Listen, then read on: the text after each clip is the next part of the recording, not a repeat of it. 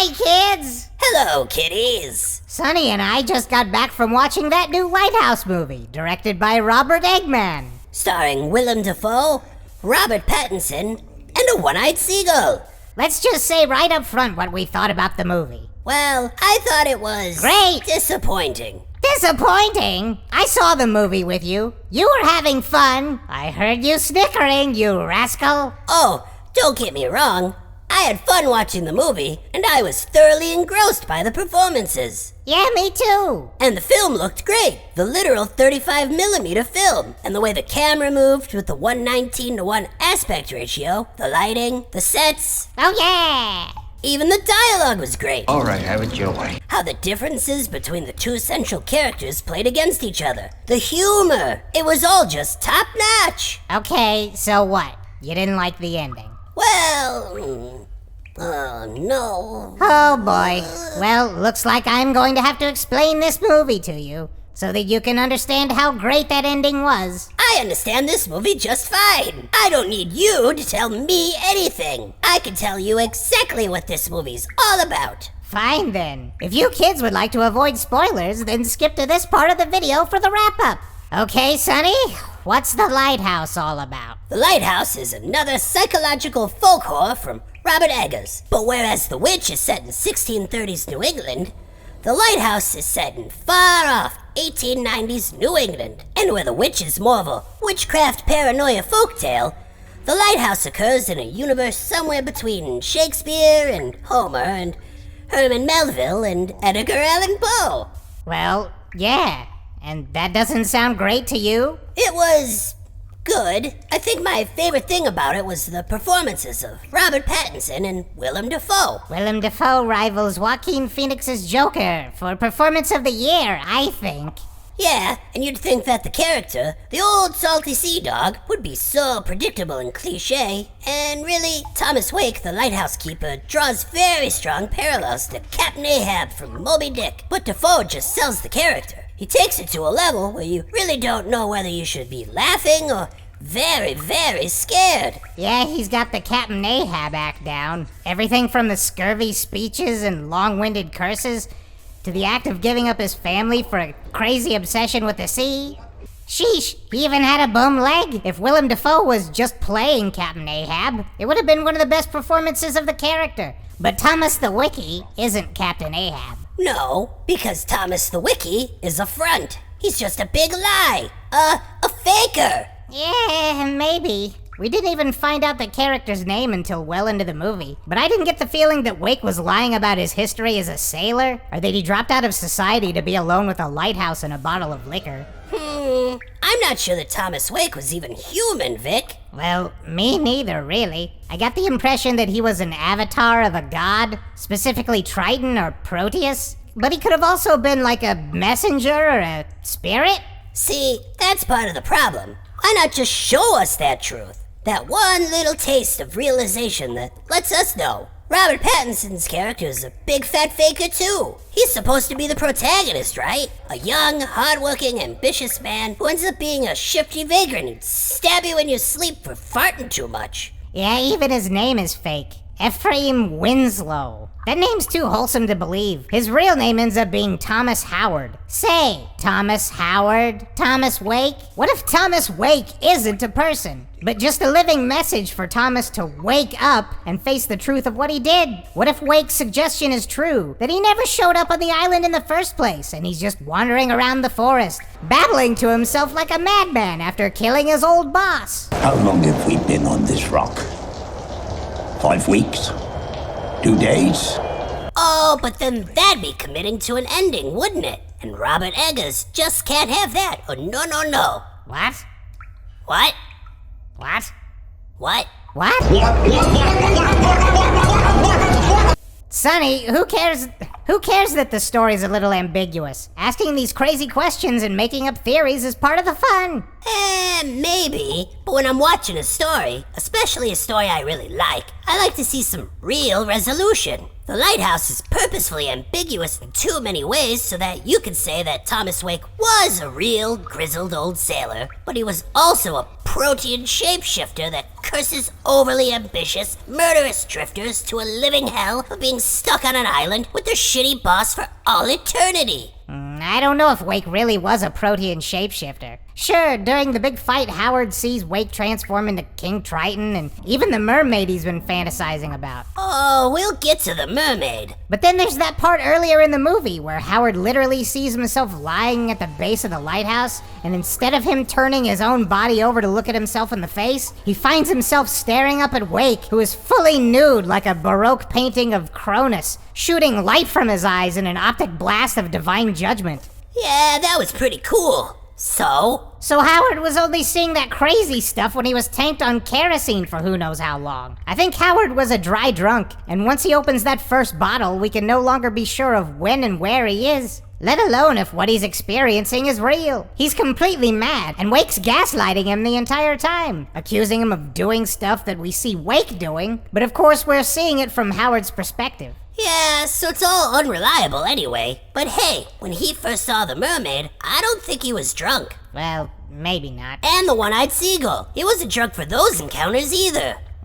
No. So I think the seagulls were sent as a test. When Wake superstitiously calls the calls the spirits of dead sailors, I think that's what they were. But when Howard finds the head of the old assistant in the lobster cage, he's pickled drunk. Did he think he saw the head of a one-eyed man? Or did he just extrapolate that little detail from the one-eyed gull he killed because Wake put the idea of them being spirits of the dead into his mind? I don't remember if Wake even said his old assistant had one eye. Oh, damn! Wake even planted the idea of the mermaid, didn't he? No, the mermaid came first. Ah, the dream of the mermaid came first. But that was after Howard found the ivory carving of the mermaid in his mattress. It was like a magic fetish thing. Fetish is right. Howard's got himself a thing for mermaids. Glad this movie finally answers the age-old question of, how do you have missionary sex with a mermaid? Oh, it answers that one in a big way. Yeah, with a big, blubbery mermaid vagina. And let's not forget all that ahigow tentacle sex Willem Dafoe was having up there in the lighthouse. I think Willem Dafoe's a fucking weeb. But anyway, we see Wake up there nude in the lantern room, staring at the light in a state of drunken arousal. We get the idea that Wake's in love with that light, to the point of worshipping it. And we see that without seeing it through Howard's point of view. I'd like to see Wake as another damned soul, like Howard. Only he's come to terms with his past, and that's why he's allowed to tend the light in the lighthouse, and partake in its MacGuffin-y secrets. And Howard was really being cursed by King Triton or Poseidon, or whatever Greek god that'd taken an interest in him, and trapped him with Wake as punishment. Like, sorry boys, no exit. Hell is other people, right? The movie suggests all that stuff. What does Howard want? To be the master of his own lighthouse, far away from everyone else, where nobody can tell him what to do? He wants exactly what Wake has, but Wake holds all the cards. It's like he's done this all before, and Howard's just another murderous drifter who's fallen into his trap. I just think it's kind of lame that Robert Eggers couldn't come out and just give us that, definitively. A little ambiguity is fine, but I just wish the story was as bold a statement as the other aspects of the film. So you're mad that the light is a MacGuffin, and that the mythological stuff didn't just come out and say it was mythological? Yes. Well, I'm a big fan of abstract, dreamlike plots where you're not sure about what's real and what isn't. The Lighthouse is less straightforward than The Witch, but I think it gives you enough to understand what's going on. I mean, we got it, didn't we? In the general sense? I mean, what do you want, a gothic crescendo where King Triton shows up from the black waves like a batrachian horror and he swallows the lighthouse whole? Well, yeah, that's what Lovecraft would have done. And he would have tied it all back to the mermaid scrimshaw and the light and whether or not any of it was real. And it would have grounded the whole story. Sonny, you've got to be the first one in the world to say that H.P. Lovecraft was grounded. Well, he was, yes. Most of his plot lines break down into chaotic madness, but that's only once the characters find out the truth of the situation. Robert Eggers leads us to the same ambiguously mad conclusions, but at least H.P. Lovecraft went the extra mile and plotted out his descents into madness with expositional bas-reliefs and informative trips to the Miskatonic Library. It just feels so lazy to keep the ball up in the air and say, oh, maybe this is a god or a spirit or something, but oh, I don't know. Why don't you tell me, huh? I do remember watching this great interview with Wakey Wakey Eggs and Bakey about the lighthouse, and when the interviewer brings up the subject of folk horror, Eggers goes out of his way to say that's the sort of thing he didn't like about Lovecraft's work. One of the things that I don't like about Lovecraft, Is that it gets it? If Lovecraft had done this movie, there'd be a point where Robert Pattinson realizes that in the light is the god, blah, blah, blah, blah. It was a little weird. The interviewer didn't bring up H.P. Lovecraft. Eggers went out of his way to distance himself from Lovecraftian influences.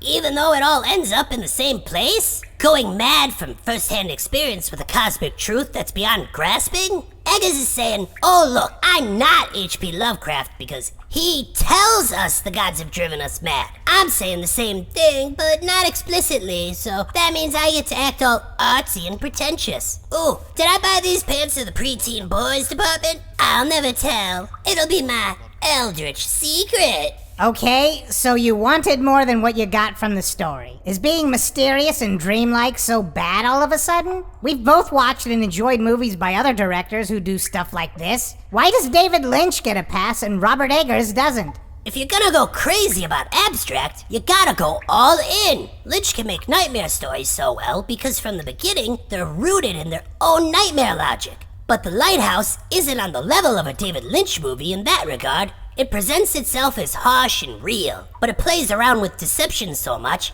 that it gets stuck in the mud. I don't know, Sonny. It sounds to me like you just didn't like how Robert Eggers presented his story. I hate saying Robert Eggers. Well, maybe it would have helped if he'd spent a little more time building up the mystery. By the time everything goes nuts, it felt rushed. Like, how quickly the two characters become standoffish with each other. How quickly Tom Howard gets all murderous and insane. For being so ambiguous, so concerned with questions about what's real and what isn't, the movie sure doesn't allow you to linger on any of these questions for too long before it leaves you broken on the rocks, getting your guts pecked out while birds shit on you. The build-up is great, but when that tension's finally released, it just dribbles out and splats onto the floor like a blob of squandered jism. Well, there was certainly enough of that in this movie. Say, Sonny, do you think Howard really murdered his old foreman? Well, like almost everything else in this movie, it could go either way, but I think so. The way he denied killing the real Mr. Winslow, insisting it was an accident, he was trying to convince himself.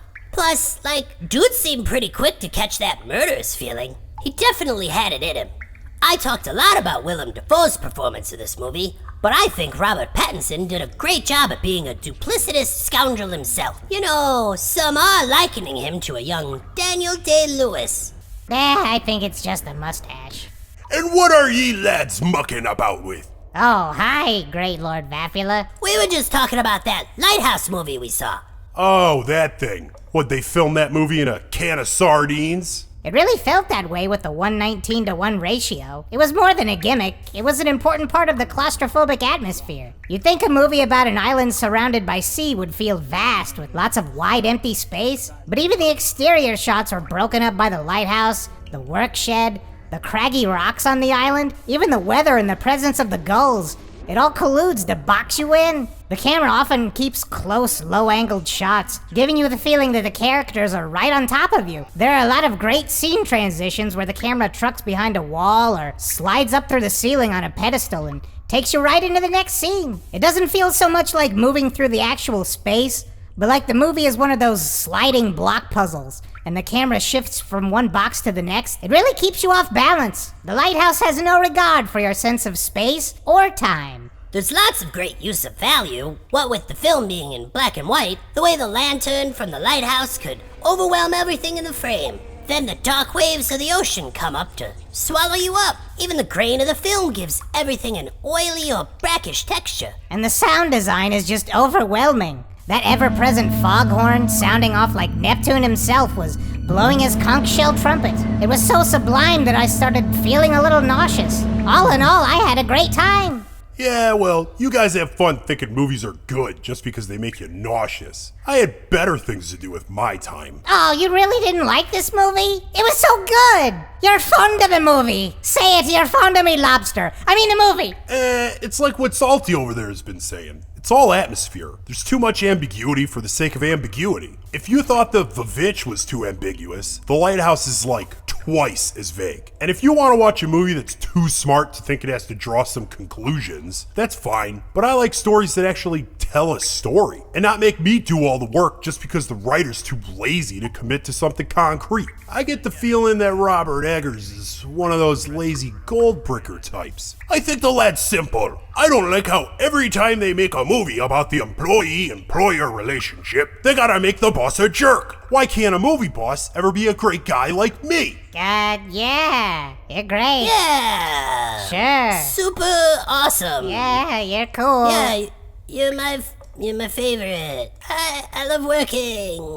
What? You guys saying you don't like working here? Well, this cave ain't an island. You can walk out of that door anytime you like. But, well, we really have nowhere else to go. Oh, just a couple of shiftless drifters running from your troubled past, eh? The same old boring story. Keep it to yourselves. We can't go back to working at the old bean factory. Mistakes were made. Why'd you have to go and spill your beans, lads? You spilled your beans. Oh, no. Okay, enough chatter. You guys get off your butts and haul this TV upstairs, carry it around the room. Then I'm gonna need you to bring it back down here and put it back in the exact same place. Just do that about 10,000 times. I gotta run. Got an important meeting in the shed, if you catch my drift. Has anybody seen my mermaid waifu pillow? I'll get the mop. Avast there, ye scurvy dogs. If ye liked the video, then help us out by harpooning that like button and subscribing to the channel. What did you think of the movie? You can also help support the channel by sharing this video. And we also got a Patreon page if you want to see more stuff. But most of all, we want to thank you for watching. It really helps us out. Thank you. Thanks. Hey, back to work, ye dogs. May ye be dragged down to the ocean depths by Poseidon's beard. May ye be choked and scourged by the Sea King's slithering tentacle tail. May your mouths be filled with bilious brine and the pungent slime of the sea pickle for all eternity if ye don't put your backs into it. Ow, fuck. Son of a bitch. Ouch. Shit. Being the boss is fun.